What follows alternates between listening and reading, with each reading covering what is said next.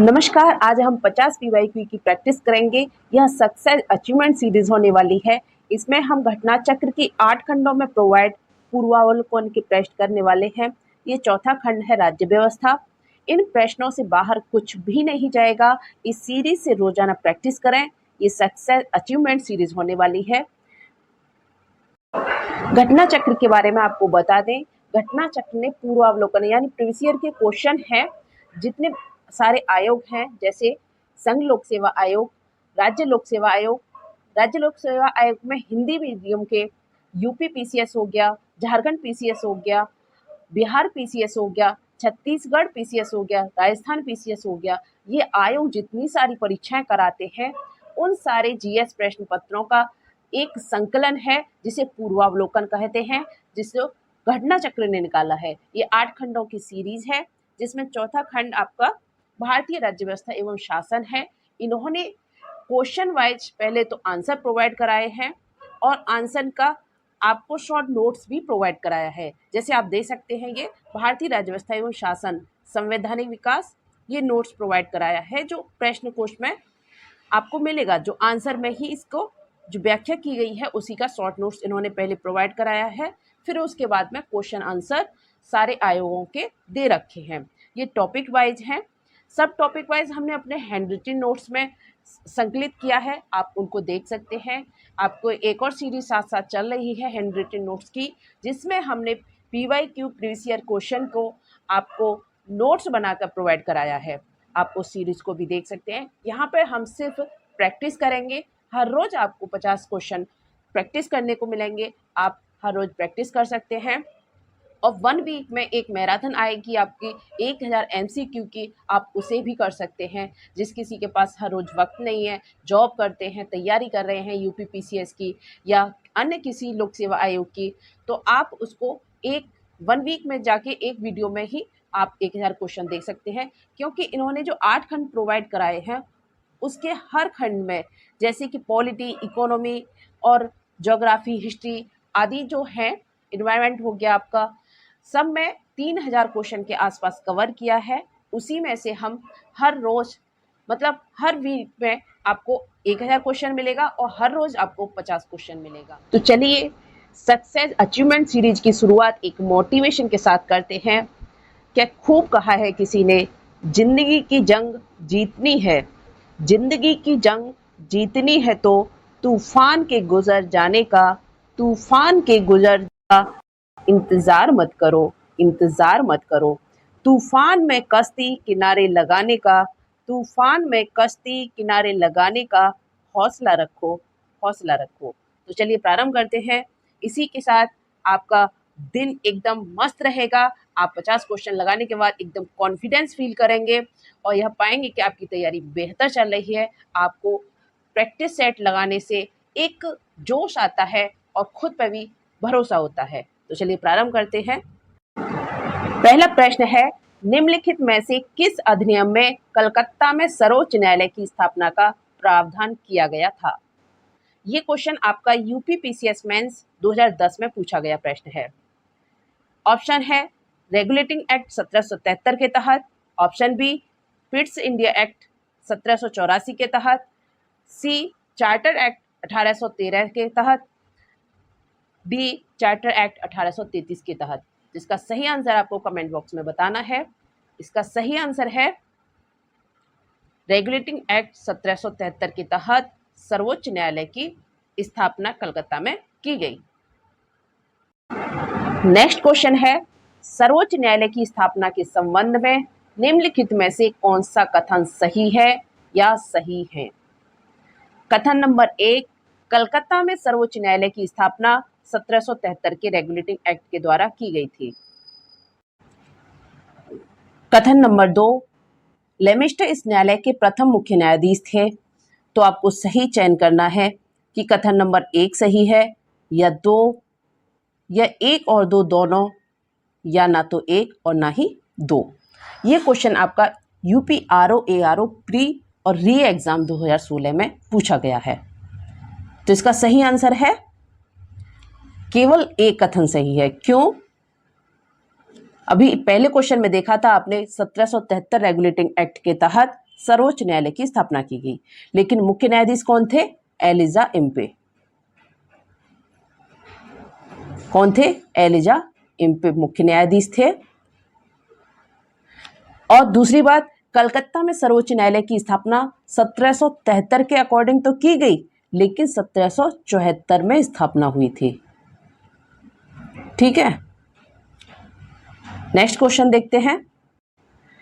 Next question आपका मिलान का है। सूची फर्स्ट का मिलान सूची सेकंड से करना है। सूची फर्स्ट में है आपके नियंत्रण परिषद की स्थापना कब की गई, सर्वोच्च न्यायालय की स्थापना कब की गई, इंग्लिश मिशनरियों को भारत में कार्य करने की अनुमति कब मिली, गवर्नर जनरल की परिषद में कानूनी सदस्य की नियुक्ति कब हुई। सूची सेकंड में आपके नियामक अधिनियम 1773, पिट्स भारतीय अधिनियम 1784, चार्टर अधिनियम 1813 और चार्टर अधिनियम 1833। तो आपको इनका सही मिलान करना है कि नियंत्रण परिषद की स्थापना कब की गई थी, सर्वोच्च न्यायालय की स्थापना कब की गई थी, इंग्लिश मिशनरियों का भारत में कार्य करने की अनुमति कब मिली। तो इसका सही आंसर आप बताइए कमेंट बॉक्स में। कूट दिखा देते हैं आपको। ये यूपीपीसीएस प्री 2003 में आया हुआ क्वेश्चन है, आप कूट देख सकते हैं।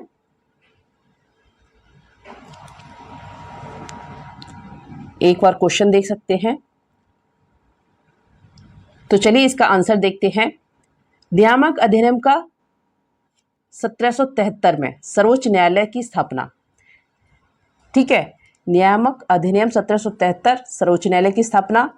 पिट्स का भारतीय अधिनियम 1784 के तहत नियंत्रण परिषद यानी बोर्ड ऑफ कंट्रोल की स्थापना। चार्टर अधिनियम 1813 के तहत इंग्लिश मिशनरियों को भारत में कार्य करने की अनुमति मिली। चार्टर अधिनियम 1833 गवर्नर जनरल की परिषद में कानूनी सदस्य की नियुक्ति से संबंधित है। ठीक है, आप दे सकते हैं ये एक बार। नेक्स्ट क्वेश्चन देखते हैं।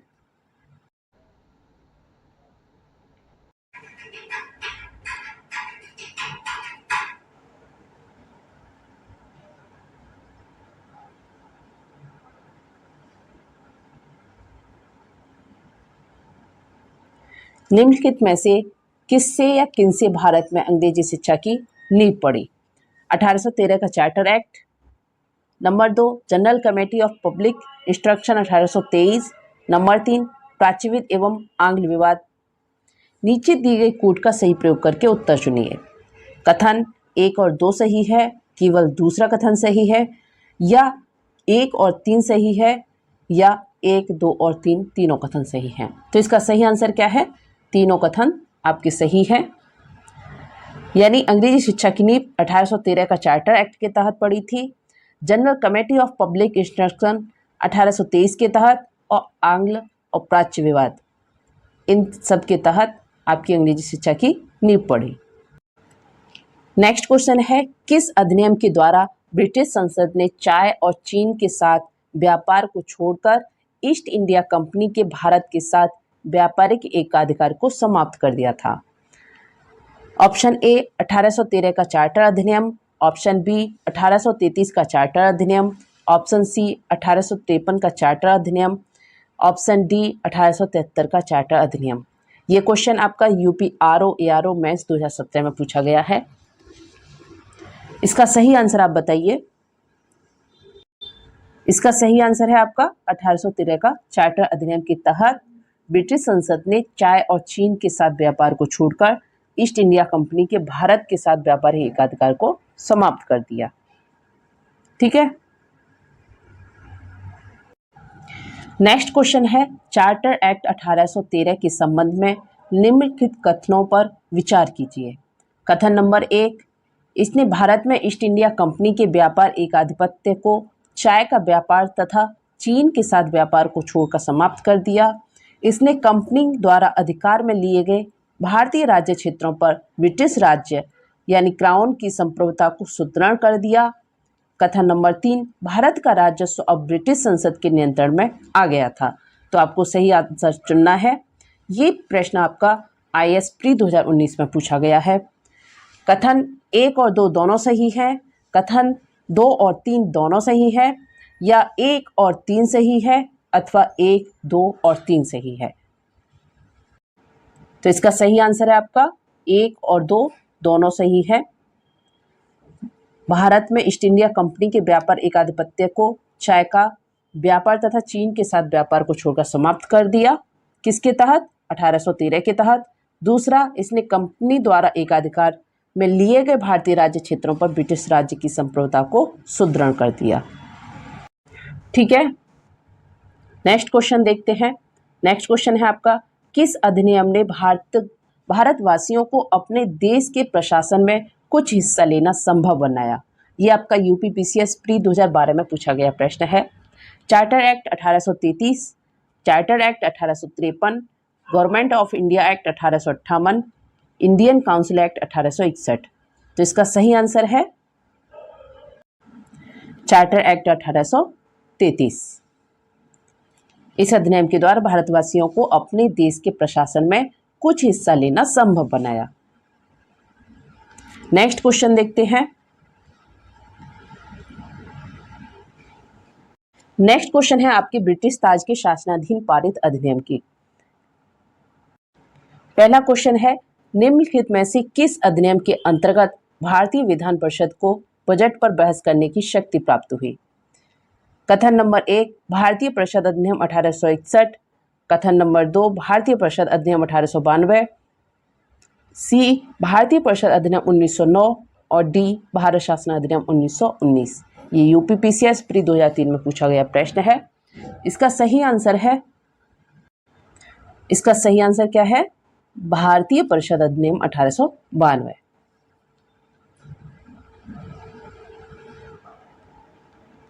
नेक्स्ट क्वेश्चन है, ब्रिटिश भारत में सांप्रदायिक प्रतिनिधित्व की व्यवस्था निम्नलिखित में से किस अधिनियम द्वारा की गई थी? ये एमपीपीसीएस प्री 2019 में पूछा गया है। ऑप्शन ए, भारतीय काउंसिल अधिनियम 1892। ऑप्शन बी, मार्ले मिंटो सुधार 1909। ऑप्शन सी, मॉन्टेग्यू चेम्सफोर्ड सुधार 1919। ऑप्शन डी, भारत सरकार अधिनियम 1935। तो इसका सही आंसर क्या है? इसका सही आंसर है आपका मार्ले मिंटो सुधार 1909। इसके द्वारा सांप्रदायिक प्रतिनिधित्व की व्यवस्था हुई। नेक्स्ट क्वेश्चन देखते हैं। निम्नलिखित में से किस एक अधिनियम द्वारा भारत में संघीय न्यायालय की स्थापना की गई थी? ये यूपीपीसीएस प्री 2014 में आया है। ऑप्शन ए, भारतीय परिषद अधिनियम 1861। ऑप्शन बी, भारत सरकार अधिनियम 1909। ऑप्शन सी, भारत सरकार अधिनियम 1919। ऑप्शन डी, उपयुक्त में से कोई नहीं। तो इसका सही आंसर है उपयुक्त में से कोई नहीं, अर्थात संघीय न्यायालय की स्थापना 1 अक्टूबर 1937 को भारत सरकार अधिनियम 1935 के अंतर्गत की गई थी। इसके प्रथम मुख्य न्यायाधीश सर मॉरिस ग्वेर थे। और सर्वोच्च न्यायालय की स्थापना कब हुई, ये आपको कमेंट में बताना है, क्योंकि हम पहले प्रश्न में चर्चा कर चुके हैं। और सर्वोच्च न्यायालय के मुख्य न्यायाधीश सर्वप्रथम मुख्य न्यायाधीश कौन थे, वो भी आपको कमेंट बॉक्स में बताना है, क्योंकि इसकी चर्चा पहले क्वेश्चन में हो चुकी है। नेक्स्ट क्वेश्चन है, भारत का संघीय न्यायालय निम्नलिखित में से किस वर्ष में स्थापित किया गया था? 1935 में, 1937 में, 1946 में, 1947 में। ये भी यूपीपीसीएस मेंस 2015 में आया हुआ क्वेश्चन है। इसका सही आंसर है 1937 में संघीय न्यायालय की स्थापना हुई। और किस शासन के अधीन? 1935 के अधीन। ठीक है। नेक्स्ट क्वेश्चन है, केंद्र में द्वैध शासन किस अधिनियम के अंतर्गत स्थापित किया गया? ऑप्शन ए, 1909 के अधिनियम। ऑप्शन बी, भारत सरकार अधिनियम 1919। ऑप्शन सी, भारत सरकार अधिनियम 1935। ऑप्शन डी, भारत स्वतंत्रता अधिनियम 1947। ये यूपीपीसीएस प्री 2008 में पूछा गया प्रश्न है। तो इसका सही आंसर क्या है? भारत सरकार अधिनियम 1935 के तहत केंद्र में द्वैध शासन की स्थापना हुई थी। नेक्स्ट क्वेश्चन देखते हैं। नेक्स्ट क्वेश्चन है आपका, निम्नलिखित में से किस अधिनियम में केंद्र में द्वैध शासन प्रणाली को स्थापित किया गया? क्वेश्चन आपने अभी देखा, ये यूपीपीसीएस आरआई 2014 में आया हुआ है। अभी आप इसका आंसर देख चुके हैं, तो अब यहाँ पे हम ज़्यादा चर्चा नहीं करेंगे। नेक्स्ट क्वेश्चन देखते हैं। नेक्स्ट क्वेश्चन है आपका 1919 के भारत शासन अधिनियम की निम्नलिखित में से कौन सी प्रमुख विशेषता है या विशेषताएं हैं। ये आपका IAS प्री 2012 में पूछा गया प्रश्न है। कथन नंबर 1, प्रांतों की कार्यकारिणी सरकार में द्वैध शासन की व्यवस्था। कथन नंबर 2, मुसलमानों के लिए पृथक सांप्रदायिक निर्वाचक मंडलों की व्यवस्था। कथन नंबर 3, केंद्र द्वारा प्रांतों को विधायनी शक्ति का हस्तांतरण। तो आपको कूट चुनने हैं कि कथन केवल एक सही है या 2 और 3 सही है या 1 और 3 सही है या 1, 2 और 3 सही है। इसका सही आंसर है आपका 1 और 3 सही है। एक क्या है, प्रांतों की कार्यकारिणी सरकार में द्वैध शासन की व्यवस्था 1919 के तहत हुई। और तीसरा, केंद्र द्वारा प्रांतों को विधायनी शक्ति का हस्तांतरण भी 1919 के तहत हुआ। नेक्स्ट क्वेश्चन देखते हैं। निम्नलिखित में से किसने ब्रिटिश भारत में प्रांतीय स्वायत्तता शुरू की। कैबिनेट मिशन ने, सैमन कमीशन ने, भारत सरकार अधिनियम 1935 या फिर भारत सरकार अधिनियम 1919। ये झारखंड PCS प्री 2021 में पूछा गया प्रश्न है। इसका सही आंसर है भारत सरकार अधिनियम 1919 के तहत भारत में प्रांतीय स्वायत्तता शुरू हुई। नेक्स्ट क्वेश्चन है, भारतीय विधान पालिका प्रथम बार द्विसदनीय बनाई गई थी। ये UPPCS मेंस 2008 में पूछा गया प्रश्न है। ऑप्शन ए 1892 के भारतीय काउंसिल एक्ट द्वारा, ऑप्शन बी 1909 के भारतीय काउंसिल एक्ट द्वारा, ऑप्शन सी 1919 के भारत सरकार अधिनियम द्वारा, ऑप्शन डी 1935 के भारत सरकार अधिनियम द्वारा। तो इसका सही आंसर है 1919 के भारत सरकार अधिनियम द्वारा भारतीय विधान पालिका प्रथम बार द्विसदनीय बनाई गई। एक और बात यहाँ पे बताते चलें कि ये व्याख्या मैं स्किप इसलिए कर रही हूँ क्योंकि व्याख्या पढ़ने में आपको काफ़ी टाइम लग जाएगा। एग्ज़ाम नज़दीक है, 12 अक्टूबर का है, इसलिए हम यहाँ पे क्वेश्चन प्रैक्टिस कर रहे हैं।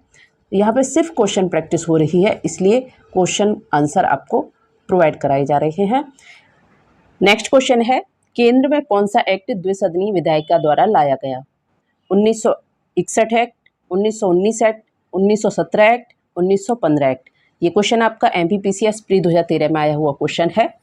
तो इसका आंसर है आपका 1919 एक्ट के तहत द्विसदनीय विधायिका लाया गया। नेक्स्ट क्वेश्चन है, निम्नलिखित कथनों पर विचार कीजिए। 1919 के मॉन्टेग्यू चेम्सफोर्ड सुधारों में 21 वर्ष से अधिक आयु की सभी महिलाओं के लिए मताधिकार की संतुष्टि की गई। कथन नंबर 2 है, 1935 के गवर्नमेंट ऑफ इंडिया एक्ट में विधानमंडल में महिलाओं के लिए आरक्षित स्थानों का प्रावधान किया गया। तो ये आपके 2 कथन हैं, तो आपको सही कथन चुनना है कि कौन सा सही है।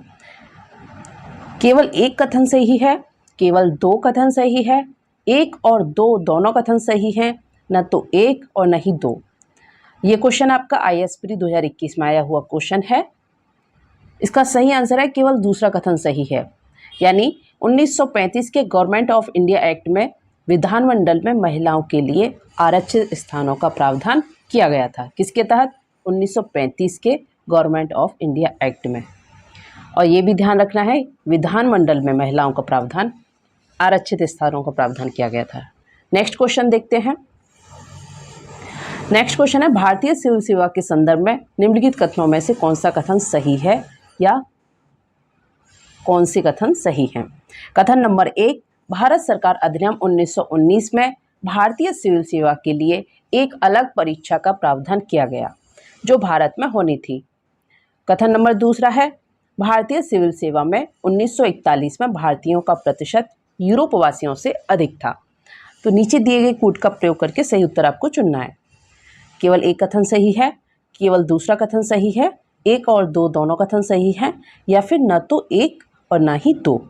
तो इसका सही आंसर आपका है केवल 1 और 2 दोनों कथन सही हैं। भारत सरकार अधिनियम 1919 में भारतीय सिविल सेवा के लिए एक अलग परीक्षा का प्रावधान किया गया था जो भारत में होनी थी। कथन 2, भारतीय सिविल सेवा में 1941 में भारतीयों का प्रतिशत यूरोपवासियों से अधिक था। दोनों ही कथन आपके सही हैं। ये क्वेश्चन आपका UP ROARO प्री 2021 में पूछा गया था। नेक्स्ट क्वेश्चन देखते हैं, केंद्रीय विधानसभा का निम्नांकित में से कौन सा निर्वाचन भारत शासन अधिनियम 1919 के तहत हुआ। 1926 के तहत, 1937 के तहत, 1945 के तहत। आपको कथन चुनना है, ए सही है या बी और सी सही है, या ए और सी सही है, या ए और बी और सी तीनों सही है। ये RAS RTS प्री एग्जाम 2018 में पूछा गया प्रश्न है। तो इसका सही आंसर है ए और सी सही है, यानी 1926 और 1945 का केंद्रीय विधानसभा चुनाव भारत शासन अधिनियम 1919 के तहत हुआ था। नेक्स्ट क्वेश्चन है, भारत शासन अधिनियम 1919 के अंतर्गत भारतीय विधायिका का अंतिम निर्वाचन किस वर्ष में आयोजित किया गया था? ये MP प्री 2020 का क्वेश्चन है। Option A 1930, option B 1934, option C 1945, option D 1947। तो इसका सही आंसर है 1945। 1945 में जो निर्वाचन हुआ था वो 1919 के अंतर्गत ही हुआ था। ठीक है, भारत शासन अधिनियम 1919 के अंतर्गत भारतीय विधायिका यानी केंद्रीय विधानसभाओं का अंतिम निर्वाचन वर्ष 1945 में आयोजित हुआ। इसमें ध्यान रखने बात ये है कि अंतिम निर्वाचन कहा गया है, इससे पहले भी निर्वाचन हुए हैं। ठीक है, नेक्स्ट क्वेश्चन है, राष्ट्रपति की अध्यादेश निर्गत की शक्ति प्रेरित करती है?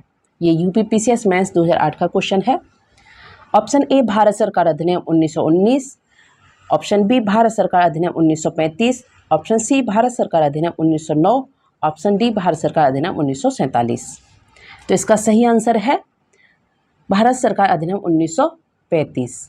इसके तहत राष्ट्रपति की अध्यादेश निर्गत करने की शक्ति प्रेरित है। नेक्स्ट क्वेश्चन देखते हैं, निम्नलिखित में से किस अधिनियम द्वारा संवैधानिक निरंकुशता का सिद्धांत प्रवृत्त किया गया? 1909 का भारतीय काउंसिल अधिनियम, 1919 का भारत सरकार अधिनियम, 1935 का भारत सरकार अधिनियम, 1947 का भारतीय स्वतंत्रता अधिनियम। ये MPPCS 2017 में आया हुआ क्वेश्चन है, संवैधानिक निरंकुशता का सिद्धांत। ठीक है, तो इसका सही आंसर है आपका 1935 भारत सरकार अधिनियम के अंतर्गत ही संवैधानिक निरंकुशता का सिद्धांत प्रवृत्त हुआ था। नेक्स्ट क्वेश्चन देखते हैं। नेक्स्ट क्वेश्चन है आपका, भारत के संविधान में केंद्र और राज्यों के बीच किया गया शक्तियों का विभाजन इनमें से किसमें उल्लिखित योजना पर आधारित है? ऑप्शन ए मार्ले मिंटो सुधार 1909, ऑप्शन बी मॉन्टेग्यू चेम्सफोर्ड अधिनियम 1919, ऑप्शन सी भारत सरकार अधिनियम 1935, ऑप्शन डी भारतीय स्वतंत्रता अधिनियम 1947। ये IAS प्री 2012 में पूछा गया क्वेश्चन है। तो इसका सही आंसर है भारत सरकार अधिनियम 1935। ठीक है, नेक्स्ट क्वेश्चन देखते हैं, निम्नलिखित में से एक भारत सरकार अधिनियम 1935 की मुख्य विशेषताओं में से नहीं है, यानी बाकी सारे 1935 की मुख्य विशेषताएं हैं और एक नहीं है। ये RAS RTS प्री 2016 में पूछा गया प्रश्न है।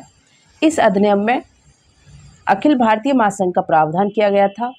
ऑप्शन बी अवशिष्ट विषय प्रांतीय विधायिकाओं को आवंटित किए गए थे। ऑप्शन सी यह प्रांतीय स्वायत्तता के सूत्रपात का संकेत था। ऑप्शन डी इसने प्रांतीय स्तर पर द्वैध शासन प्रणाली को समाप्त कर केंद्र में लागू किया था। तो आपको सही आंसर कमेंट बॉक्स में बताना है, यानी अवशिष्ट विषय प्रांतीय विधायकों को आवंटित किए गए थे, ये कथन आपका सही नहीं है 1935 के तहत। तो फिर किसको आवंटित किया गया था? प्रांतीय विषयों को, प्रांतीय विधायिका को आवंटित नहीं किए गए थे अवशिष्ट विषय, तो फिर किसको आवंटित किए गए थे ये बताइए आप।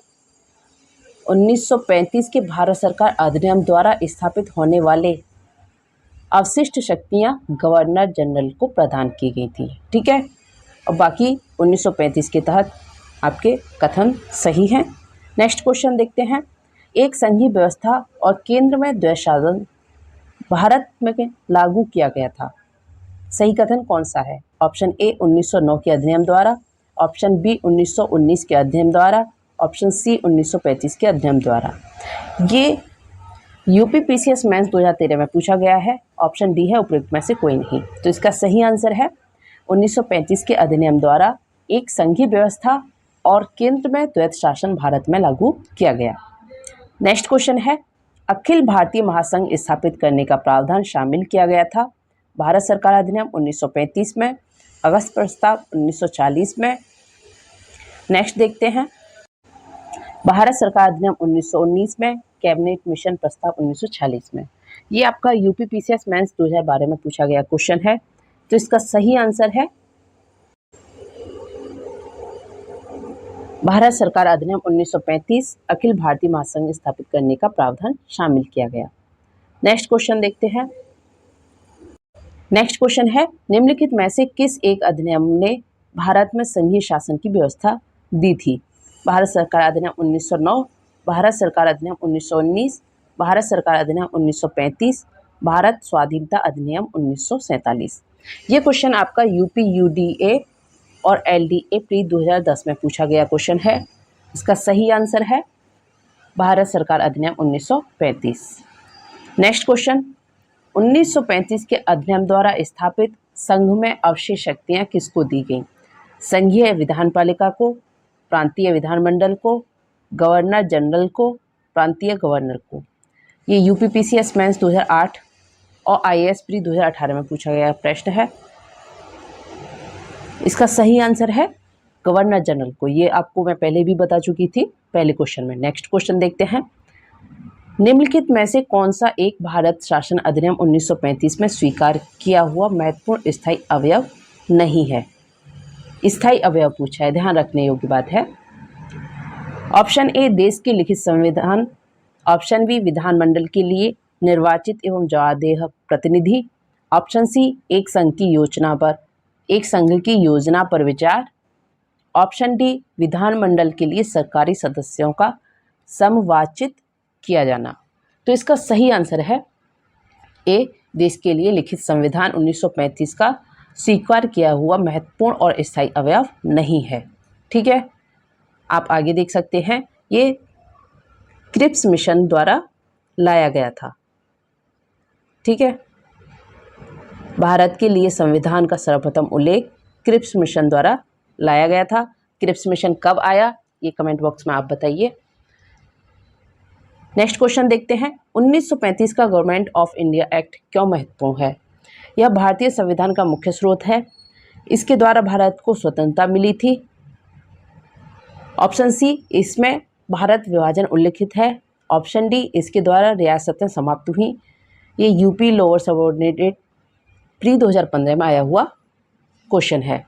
तो इसका सही आंसर है यह भारतीय संविधान का प्रमुख स्रोत है। अभी आपने देखा मुख्य अवयव तो नहीं था, इस क्वेश्चन में देखा था आपने स्वीकार किया हुआ महत्वपूर्ण और स्थायी अवयव नहीं है, ये आंसर ठीक था। लेकिन इसने पूछा है मुख्य स्रोत, इसमें बताया गया है भारतीय संविधान का प्रमुख स्रोत 1935 का अधिनियम है। दोनों बातें अलग अलग हैं, ध्यान रखने योग्य हैं। नेक्स्ट क्वेश्चन देखते हैं, निम्नलिखित अधिनियमों में से किसी अधिनियम के फलस्वरूप बर्मा भारत से अलग हुआ? Option A Indian Council Act 1909, option B Government of India Act 1919, option C Government of India Act 1935, option D Indian Independence Act 1947। ये यूपीपीसीएस मेंस 2011 में पूछा गया क्वेश्चन है। इसका सही आंसर है गवर्नमेंट ऑफ इंडिया एक्ट 1935 के तहत बर्मा भारत से अलग हुआ। ठीक है, नेक्स्ट टॉपिक है संविधान सभा एवं संविधान निर्माण की प्रक्रिया। ये आप अगली सीरीज में देखेंगे। 50 क्वेश्चन हम लेके चल रहे हैं। पीवाईक्यू यानी प्रीवियस ईयर क्वेश्चन है, ये आपके महत्वपूर्ण हो जाते हैं और हर खंड का आपका वीडियो मिलेगा, पॉलिटी, हिस्ट्री, ज्योग्राफी और इन्वायरमेंट साइंस। इसलिए इस चैनल से जुड़े रहिएगा। आगे वीडियो देखने के लिए कमेंट करें और शेयर सब्सक्राइब करें। धन्यवाद।